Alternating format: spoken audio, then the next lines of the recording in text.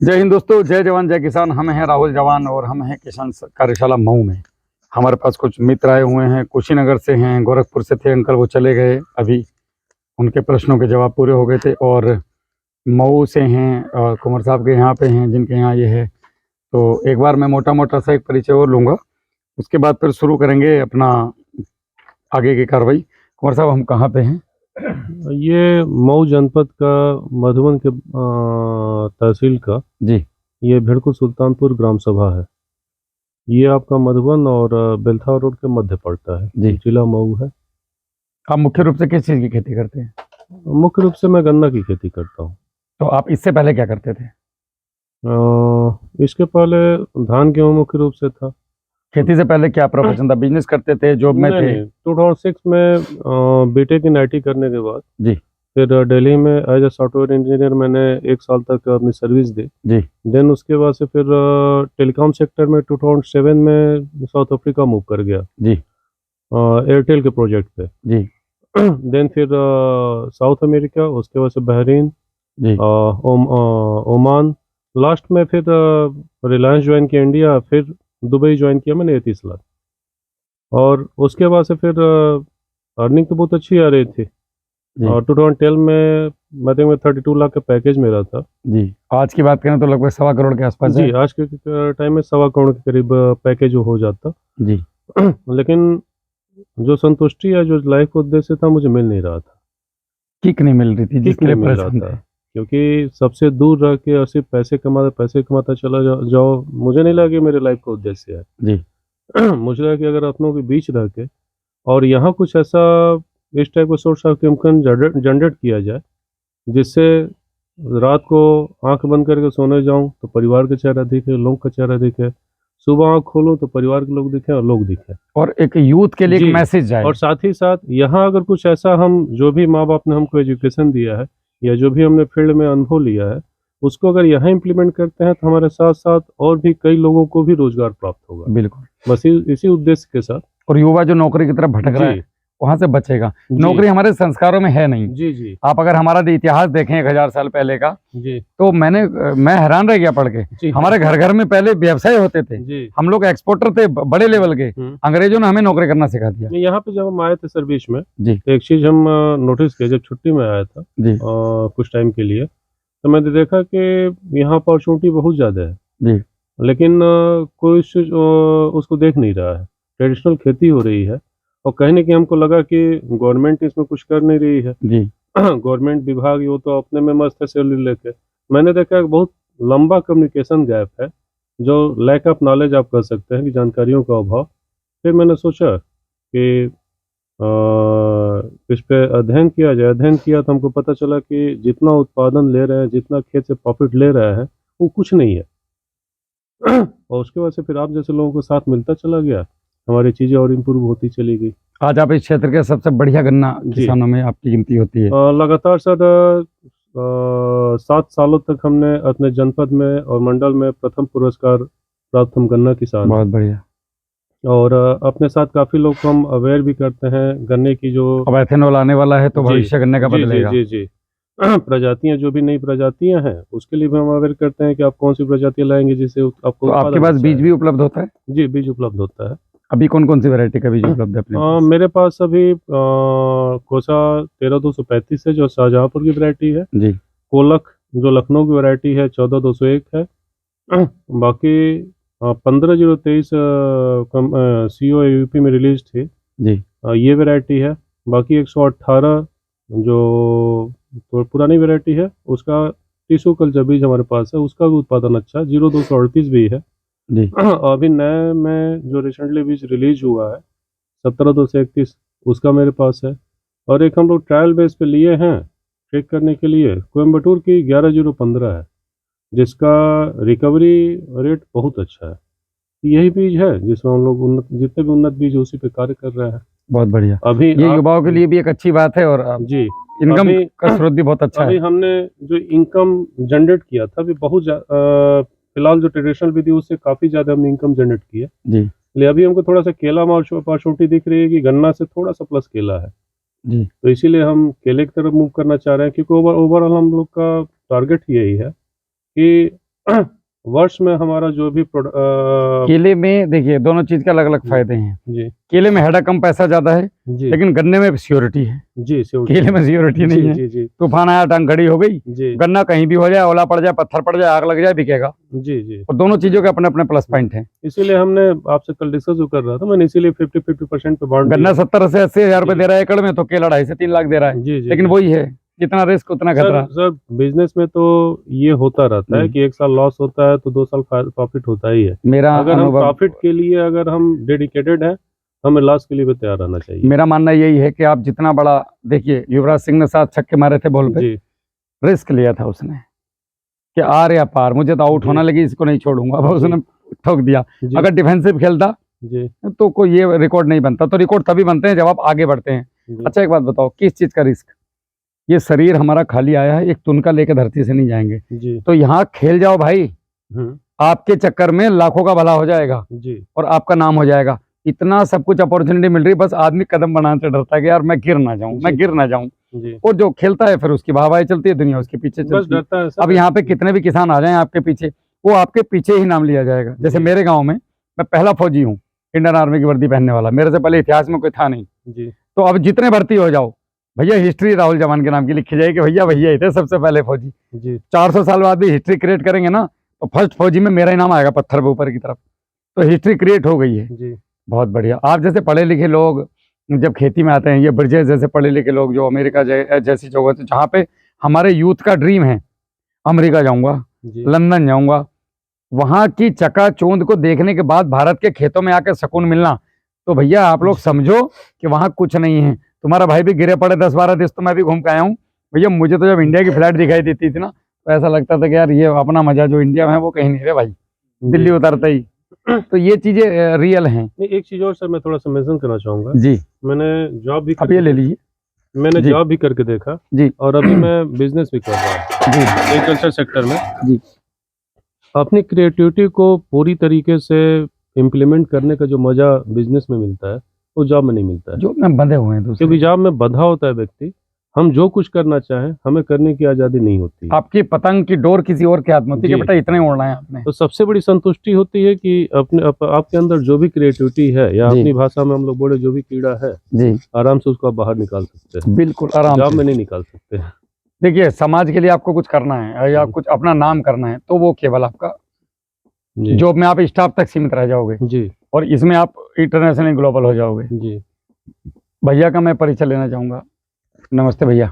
सभी को नमस्कार। जी नमस्कार। और सबसे पहले हम आपका करते हैं स्वागत कि आप इतनी दूर से चल करके और यहाँ आए। अब आपकी वजह से आज दूर से लोग इकट्ठा होकर के आज इस आज और बहुत ज्यादा लोग आने थे, जी, लेकिन जी। बारिश अनलिमिटेड थी सुबह से।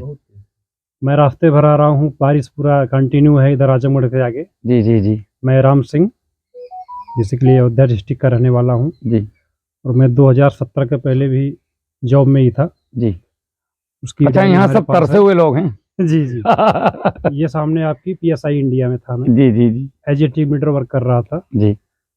लेकिन जिस हिसाब से मैं वर्क कर रहा था उस हिसाब से पैसा तो अच्छा मिल रहा था, सुकून नहीं था। लेकिन सबसे बड़ी चीज़ क्या थी कि मुझे ये रियलाइज हुआ कि मैं उस पैसा तो कमा रहा हूँ, को यूज कब करूँ? लेकिन इसको खर्च करने के लिए मेरे पास समय नहीं है।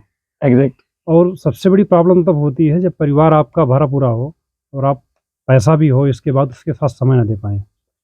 तो मैं 2017 में रिजाइन कर दिया। रिजाइन करने के बाद मेरे बाबा जी SI से रिटायर्ड हैं, PSC में थे, पिताजी भी PSC में सूबेदार हैं। तो घर में वही है कि डिफेंस में सब लोग जुड़े थे। तो एक बात, मैं छोटा था तो कहते थे कि उत्तम खेती है, मध्यम व्यवसाय है, सबसे आखिरी पे नौकरी मानते थे। खत्म। तो नौकरी का संधि विच्छेद करोगे तो क्या है, जी, नौकर जी। हो आप। जी, तो मैं जब इस टाइम देखा कि यहाँ तो सब उल्टा है। आज के समय में लोग एजुकेशन ले रहे हैं तो उत्तम नौकरी मान रहे हैं, मध्यम बिजनेस तो लगी रहा है बीच में। ये एजुकेशन नहीं है, इन्फॉर्मेशन ले रहे हैं। जी जी, अब जो भी हो, आज की लाइफ में जो आज डिफिनेशन मैं बता रहा हूँ, पढ़ के सीधा नौकरी। और सबसे थर्ड पे और सबसे गिरी स्थिति में हम जैसे खेती को लोग अगर गांव में पढ़ाई लिखाई करने के बाद, एक एजुकेशन लेने के बाद कोई फोन करता है, भाई क्या कर रहे हो, खेती करें। अबे यार पढ़ा किस लिए था बोला तू? मतलब इतनी गिरी दृष्टि से देखता है कि लगता है यार तुम सबसे नीचा काम तुम ही कर रहे हो। हाँ, वो दोबारा बुलाएगा भी नहीं, क्यों? तुम्हें फोन भी नहीं करेगा कभी। क्योंकि दिक्कत क्या है आज के समय सबसे बेसिक प्रॉब्लम क्या है, हमारी इनपुट बहुत ज़्यादा है खेती में, आउटपुट कुछ नहीं मिल रहा। मैं पर्सनली अपनी बात नहीं कर रहा हूँ, सबकी बात है, मेरे common। पास तो बैकग्राउंड सपोर्ट भी था, कुछ करके मैंने करीब 30-35 लाख का यंत्र कर लिया। मेरी सारी खेती आंतरिक है, मुझे लेबर की कम आवश्यकता पड़ती है, लेकिन एक आदमी के करने से कुछ नहीं होगा ना। पूरा समाज जो है अगर खेती कर रहा है, आज भी हमारे हिंदुस्तान में 65% आबादी जो है खेती पर निर्भर है, उनकी जीविका उसी से चल रही है। आपको दिखाएंगे हम फोटो जहाँ जहाँ हम जाके जी। बैठ के आए हैं। तो मैं परंपरागत खेती हमारे यहाँ वही गेहूँ, धान, गन्ना और दलहन तिलहन में सरसों होती थी। पहले मटर होती थी, फिर नीलगाय का प्रकोप हो गया, मटर खत्म हो गया क्योंकि सरसों हो रही है। इसके बाद मेरा रुझान गन्ना में आया। अच्छा, कुछ अंदर शौक भी था, गन्ने की फसल को देखता था तो मन में इच्छा होती थी गन्ना खेती किया जाए। क्योंकि एक दो मैं बार जब नौकरी में था तो हमारे यहाँ बगल में मिल का जो है प्रोग्राम लगा था डेवलपमेंट के लिए। एक वैज्ञानिक आए तो उन्होंने बताया कि ये एक ऐसी फसल है, जैसे आपने चर्चा भी किया जी, कोई फसल आपकी है, धान, गेहूं, आलू, चना, सरसों, मटर, कुछ भी कर इसमें रिस्क नहीं है बस। उसमें क्या है कि मौसम पे सारा कुछ निर्भर है आपका। जैसे इसमें बारिश नहीं हो रही, धान की फसल जो है कमजोर होती जा रही है। आलू बहुत अच्छा है, पाला पड़ गया, सब खत्म हो गया, बारिश आ गई, सड़ गया। गन्ना एक फसल है, सूखा पड़ जाएगा तब भी होगा, पानी बहुत ज़्यादा हो गया तब भी होगा, ओला पड़ जाएगा तब भी होगा, पाला पड़ेगा तब भी होगा। और दूसरा सबसे बड़ा इसमें रिस्क सबसे कम क्या है कि जैसे केले की चर्चा आपने किया, हाई रिस्क हाई प्रॉफिट।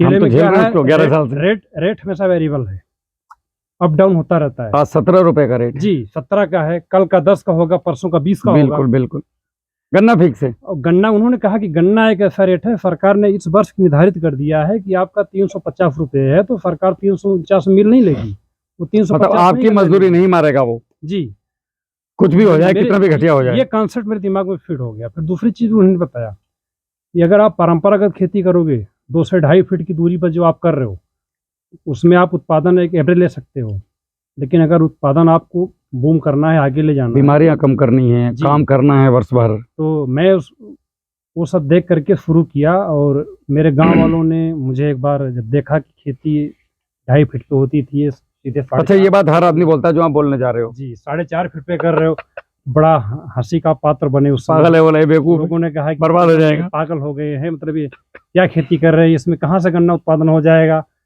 तो जो मानसिकता बनी थी कि परंपरागत सिस्टम जितना बीज डालोगे उतना ही खेती होगी। हमें तो ये बोलते थे कि फौज में चोट वोट लग गई, दिमाग में कहीं पागल हो गया, अच्छी खासी नौकरी छोड़ के। मुझे तो वो लगा कि जो डॉक्टर साहब ने बताया है कि आप बीज की ताकत को पहचानो, क्योंकि आप बीज ज्यादा डालोगे इसका मतलब ये नहीं उत्पादन ज्यादा देगा। अगर आप बीज कम डालोगे, उसके पावर को पहचानोगे, वो एक बीज फिर कितना आपको दे सकता है ये निर्भर करता है। तो यही सब चीज चलती है। जिस प्रकार हमें, मैं आपको बता देता हूँ, एक उदाहरण देता हूँ जी, आप और हम दो बहुत अच्छे मित्र हैं जी, ठीक है, और इसको लगा लीजिए, आप थक जाएंगे पकड़े नहीं कोई दिक्कत अरे कुछ ऐसा अंग्रेजी नहीं है, हम लोगों की वीडियो बहुत सिंपल साधारण होती है। हम किसान और जवान है, साला हम में तो कोई आदमी ऐसा अंग्रेज नहीं है बाहर का, जो अंग्रेज थे वो भी किसान बन गया। जय जवान जय किसान, जय जवान जय किसान। तो बहुत अच्छा उदाहरण है, सुनिएगा आप ध्यान से जी। और सारे किसान बड़ा पसंद करते, बोले भैया आपके उदाहरण देखने में बहुत मजा आता है। ऐसे उदाहरण बताने जा रहा हूँ, फसलों को गैप क्यों दें, उसके लिए एक छोटा सा उदाहरण ये है कि आप और मैं दोनों बहुत अच्छे मित्र हैं, घनिष्ठ मित्रता है।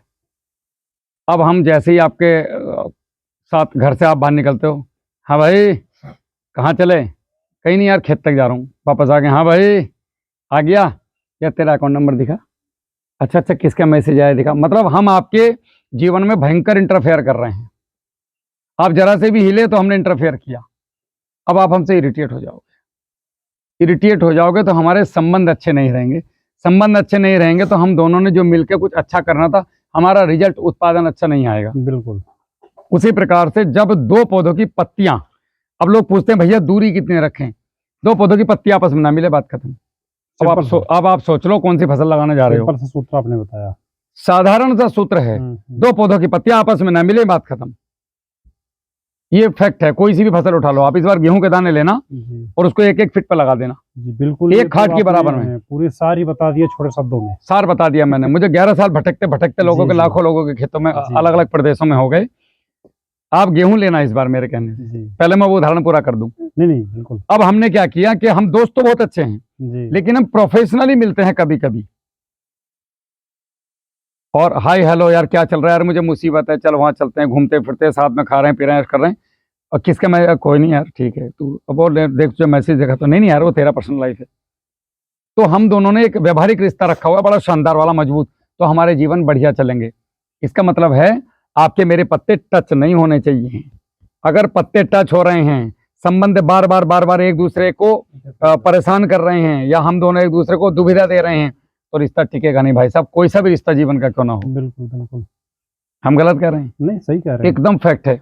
जी उसी प्रकार से आप ले लिए आल्टो गाड़ी में एक सामने खड़ी है, अगर हम इसमें 4 आदमी पीछे और एक आगे, और आगे 2 बच्चे और 2 बच्चे पीछे और बैठ जाए हमारे साथ, और बोलो कि गोरखपुर चल रहे हैं, तो वहां जाके बोलो अरे यार वो भैया हम इधर से बस से चले जाएंगे। अगर इसी आल्टो में 2 आदमी पीछे और एक आगे और एक ड्राइवर, तो गप्फे मारते जाएंगे। तो दूरी का नियम भैया दुनिया में हर जगह काम करता है। बिल्कुल अब ये फसल में कैसे काम किया, फसल को जैसे अलग अलग आपने लगाया, तो दोनों पौधे अपनी अपनी मस्ती में अपनी जिंदगी अलग जी रहे हैं। 2 दोस्त हैं, 2 साथ में हैं, दोनों दुख में सुख में बात कर रहे हैं। आंधी तूफान आ रही तो कभी कभार मुसीबत में एक दूसरे के साथ लड़ गए, खड़े हो गए, टच हुए, अलग हो गए, लेकिन अपने अपने जीवन के जो उनके अपनी जो कार्यशैली है, कार्यशैली में एक दूसरे का इंटरफेयर नहीं है, तो उत्पादन टॉप आएगा, बीमारियां कम आएंगी। तो आपसे कोई पूछे कि भैया गन्ने में क्या दूरी रखूं, भैया केले में क्या दूरी रखूं, तो दोनों के पत्ते आपस में ना भिड़े, इतनी दूर रख ले, टॉप उत्पादन देगा अपना जी प्राकृतिक। अब आपने उसको घुसेड़ दिया 3.5 फीट पे, गन्ने की पत्ती जा रही 2.5 फीट चौड़ी, 3 फीट चौड़ी। जी अब आप कह रहे हो उत्पादन 500 कुंटल आ रहा है, 1000 नहीं आ रहा है, तो यार उसके सूत्र को समझो ना, कौन सी वैरायटी है, एक पत्ता तोड़ के लाओ, मीटर से नाप लो, एक ही बार नापना है, अगले साल उतनी दूरी दे के थोड़ा सा 4 लाइन में ट्रायल कर लो, उत्पादन में गारंटेड में लिख के देता हूँ कम से कम तो 50% का हाइक होगा। जी मैं इसी पे आ रहा हूँ। तो मेरे यहाँ 10 फीट वाले जी, लोग हैं हमारे क्षेत्र में जी, जो जिनका अच्छी उत्पादन होता था एवरेज, तो मान चलिए एकड़ में 200 कुंटल का से लेकर के और 220-30 कुंटल पे जी एवरेज बता रहा हूँ। किसी किसी प्लॉट का अच्छा, किसी किसी का डैमेज होता जी। है, कमजोर हो जाता है, जी इतना आ रहा था। तो मुझे ये कॉन्सेप्ट में आया कि अगर जहाँ मैं 1 एकड़ में 30 कुंटल बीज लगाता हूँ जी उस विधि पे, जी जो कि मात्र इतनी दूरी पे बो जाती है 2.5 फीट पे, और उस विधि को छोड़ के अगर मैं 1 एकड़ में ज़्यादा से ज़्यादा 6 या 7 कुंटल बीज में ही उतने खेत को मैं बुआई कर ले जा रहा हूँ, तो मैं समझता हूँ करीब 22 से 23 कुंटल तो हमने बिना गन्ना बोए उत्पादन प्राप्त कर लिया। बिल्कुल क्योंकि हमारा वो तो उत्पादन मिल में ही जाएगा ना, जो हम बीज में प्रयोग कर रहे थे। ये चीज़ हमारे समझ में आया, और फिर मैंने कहा कि अगर मैं उसके बराबर भी चला गया, जो यहाँ पर एक एवरेज उत्पादन है जो कि हाईलाइटेड है कि वो एकड़ में जो है 200 से 250 कुंटल का एवरेज आ रहा है, मैं उतने तक भी अगर चला गया, मैं ये समझूंगा कि मुझे कम लेबर में, कम इनकम इनपुट में, और एक सामान उत्पादन मिल गया, और आगे की जो देखा जाएगा नेक्स्ट स्टेप पे कि क्या उसमें सुधार कर सकते हैं। तो मैं किया, और 1 एकड़ की मैं बिजाई पहली बार किया था, डरते डरते कि ऐसा हो कि गई हंसी का पात्र ही बनना पड़े, जी जी जी तो थोड़े में ही बनो। मैं किया तो मेरा जो उस टाइम का गन्ना निकला, मैं 0.238 लगाया था पहली बार, जी। तो बहुत अच्छा इसको गन्ना सामने आया, लेके आ जाओ बहुत अच्छा गन्ना आया, और गन्ने की मोटाई और ग्रोथ एक समान थी। मिल के लोग आए तो देखे कि नहीं गन्ना तो आपका बड़ा अच्छा है, ऐसा कीजिए गन्ना पूरा रिजर्व कर दीजिए, हम इसको बीज में उठवाएंगे। जी। उन्होंने हमारा सारा का सारा 1 एकड़ गन्ना जो है रिजर्व कर लिया, सारा बीज में चला गया। मैं उस टाइम उसको जो है कैलकुलेट नहीं कर पाया कि मुझे क्या एवरेज मिला इसमें। वही हमारा नेक्स्ट टाइम जो है पेड़ी में बना। जब पेड़ी में बना तो वो मिल सप्लाई में गया, पेड़ी वाला मिल सप्लाई में गया, तो मैं उसको जोड़ा था, मुझे 1 एकड़ में 320 कुंटल गन्ने निकले। बढ़िया, एकदम रियल है, उसमें कोई 1 कुंटल हाँ हाँ, हवाबाजी करने का कोई फायदा नहीं है। नहीं, हम लोगों की, किसानों की हवाबाजी की वजह से गवर्नमेंट के पास गलत आंकड़े जाते हैं, और गवर्नमेंट बोलती है कि आप तो खुशहाल हो यार, मेरे 1 लाख रुपए गन्ने से। अभी एक किसान मिले हमें बिहार में, हमें बोलते हैं गन्ने से 1 लाख रुपए की आमदनी होती है। हम बोले प्रभु आप हमारे भी करवा दो यार, हम गंगा ना आ जाएं। तो इस पे मैं जब ये देखा, मैं अनुभव लिया कि मुझे तो, मैं तो 250 के चक्कर में था कि इतने भी मिल जाए तो संतुष्ट हूँ, ये तो मुझे 320 मिल गया। फिर मुझे लगा कि स्टेप पे, इस मेथड पे, इस सूत्र पे काम करने लायक है। और मैं आज तुरंत जो है रजिस्ट्रेशन करवाया अपना शाहजहाँपुर में। मैं एक बीज उत्पादक कृषक के रूप में रजिस्टर्ड हूँ वहाँ से, और जितनी भी रिलीज वैरायटियाँ उत्तर प्रदेश की हैं सभी हमारे फार्म पे लगी हुई हैं। बहुत बढ़िया। आपका फार्म कहाँ पे है एग्जैक्ट? फार्म हमारे गांव पे ही है। एक नहीं, आपका जैसे पूरा आपका ये पता, गांव जो है। जैसे कोई वीडियो देख रहे हैं तो उनको पता चलना चाहिए कहाँ पे है। जी, अयोध्या डिस्ट्रिक्ट में, वहाँ से जो अकबरपुर की रोड जाती है 25 किलोमीटर दूर पे। अकबरपुर अम्बेडकर नगर वाला। हाँ, 25 किलोमीटर दूर चलने पर एक ब्लॉक पड़ता है, जो सबसे आखिरी ब्लॉक है माया बाजार। मैं बाजार में गया हूँ। हाँ, उस माया बाजार से दक्षिण दशरथपुर गया था मैं। जी, माया बाजार जो होते हो दशरथपुर। दशरथपुर, हाँ, और वहां से गए थे जहाँ पे सरंगी ऋषि का आश्रम है। शेरवा घाट। हाँ, वो घाघरा के किनारे। जी जी बिल्कुल, माया बाजार से ही दो रोड मिलती है। एक बिल्कुल। जिस पर आप आए थे वो आती है अकबरपुर, जी एक जाती है टांडा। जी जी टांडा वाले पे जब आप जाएंगे तो 15 किलोमीटर चलने के बाद पड़ता है महबूबगंज बाजार। जी। वहां से जस्ट उत्तर पे आपका श्रृंगी ऋषि आश्रम है, हाँ जी। जहाँ राजा दशरथ ने तीर मारा था। नहीं, तीर नहीं मारा था, वो श्रृंगी ऋषि का आश्रम पे यज्ञ किया था। हाँ, अरे उसी के पास में वो आश्रम भी है जहाँ पे वो उसको श्रवण कुमार को मारा था। उसको बोलते हैं ये दो नदियों का मिलन है वहाँ, स्थान है वो। हम गए हैं वहाँ पे। हाँ, ये जो है जस्ट दोनों अपोजिट हैं। इधर ये उत्तर पड़ेगा, वो दक्षिण पड़ेगा। ये सरजू नदी घाघरा जो आपके क्षेत्र में बहती है, वो पवित्र नदी हमारे अयोध्या से होते हुए आती है। वहीं से किनारे, जी वहीं से किनारे में बसा हुआ श्रृंगी आश्रम है।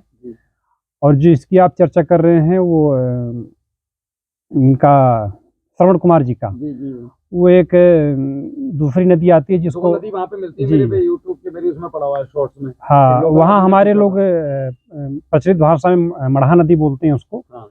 और वो दूसरी और एक और है, नाम भूल गया मैं, वो दो तमसा तमसा जो हमारे जी, तमसा और मढ़ा, इन दोनों का संगम वहां से होके चलता है, तब बनती है। तो उससे किनारे आपको जो मिलेगा वो जो बता रहे थे आप, वहाँ पे गए थे। हाँ, वो अकबरपुर के रोड पर आने पर वहाँ से रास्ता जाता है। वो आपका तो माया बाजार आपने बताया ना, माया बालाक हमारा मोबाइल नंबर बता दीजिए। हाँ 9792 974752।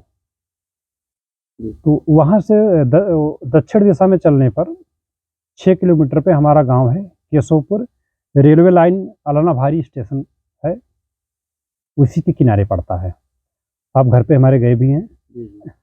तो ये हमारा फार्म बहुत बड़ा तो नहीं है, लेकिन ये एक 6-7 एकड़ की खेती अपने पास है। उसी में जो है, बड़े से मतलब नहीं होता है। जी मतलब क्रिएटिविटी से। जी, तो 40% जो है भूभाग पे हम बीज का काम करते हैं, बहुत बढ़िया। और 60% मिल सप्लाई। युवाओं को आना पड़ेगा इस तरह। जी, आप नहीं आओगे कोई और बेचेगा। जी, और अपने क्षेत्र के लोगों को हम अगर उपलब्ध हाँ, करा रहे हैं तो उससे जी, बेहतर जी, क्या हो सकता जी है। जी। इस चर्चा को भी यहीं पे विराम देते हैं, फिर एक आगे का वीडियो बनाते हैं जिससे आप लोग बोर ना हो जाएं। अगली बार चर्चा भी गन्ने पे रहेगी। नमस्ते, जय हिंद।